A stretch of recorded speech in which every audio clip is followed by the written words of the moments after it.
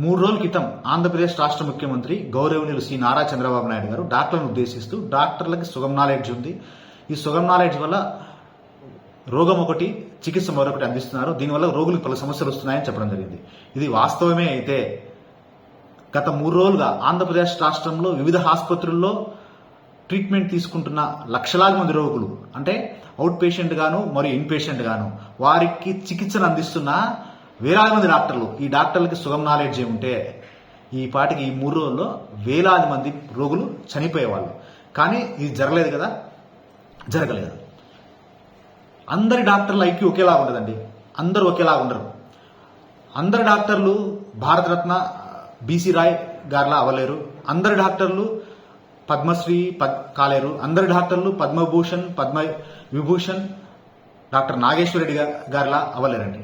వారి స్థాయిని బట్టి వాళ్ళ నాలెడ్జ్ బట్టి కొందరు పిఎస్సీలో పనిచేస్తుంటారు, కొందరు చిన్న చిన్న క్లినిక్స్ పెట్టుకొని ప్రాక్టీస్ చేస్తుంటారు, కొందరు మెడికల్ కాలేజ్లో పనిచేస్తుంటారు, కొందరు కార్పొరేట్ హాస్పిటల్లో పనిచేస్తుంటారు. అందరూ ఒకేలా ఉండరు.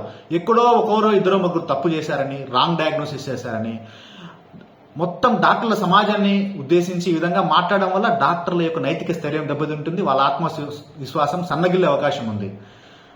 మనం నిజంగా డాక్టర్లకి హాఫ్ నాలెడ్జే ఉంది అనుకున్నాం అనుకోండి, డాక్టర్లందరికీ హాఫ్ నాలెడ్జే ఉంది అనుకున్నాం. డాక్టర్లు ఎక్కడి నుంచి వస్తారండి? వేరే గ్రహాల నుంచి రారు కదా, వాళ్ళు వచ్చేది ఎక్కడి నుంచి వస్తారు?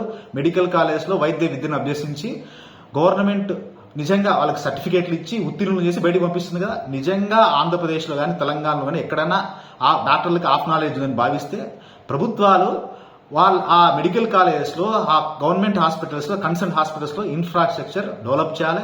అక్కడ మంచి టీచర్స్ని, మంచి ప్రొఫెసర్స్ ఉండాలా, అక్కడికి రోగులు వెళ్ళేలా, వివిధ రకాల జబ్బులు ఉన్న రోగులు వెళ్ళేలా చూడాలి, మంచి బుక్స్ ఇవ్వాలి. ఆ బాధ్యత హాఫ్ నాలెడ్జ్ ఉంటే ఆ బాధ్యత తీసుకోవాల్సింది కూడా ప్రభుత్వానిదే. ప్రపంచవ్యాప్తంగా ఇండియన్ డాక్టర్స్కి, భారతీయ డాక్టర్లకి ఎంతో గౌరవం ఉంది. ఎందుకంటే వాళ్ళకున్న క్లినికల్ ఎక్స్పీరియన్స్ కానీ, వాళ్ళు చేసే హార్డ్ వర్క్ కానీ, వాళ్ళకున్న వర్క్ ఎథిక్స్ కానీ ప్రపంచవ్యాప్తంగా Indian doctors, particular western countries లో, అమెరికాకి వెళ్తే ఇండియన్ డాక్టర్స్ కి చాలా గౌరవం ఉంది. నేను ఇప్పుడు చెప్తున్నాను, I'm proud to be an Indian doctor, I'm proud to be an Indian doctor. జై హింద్.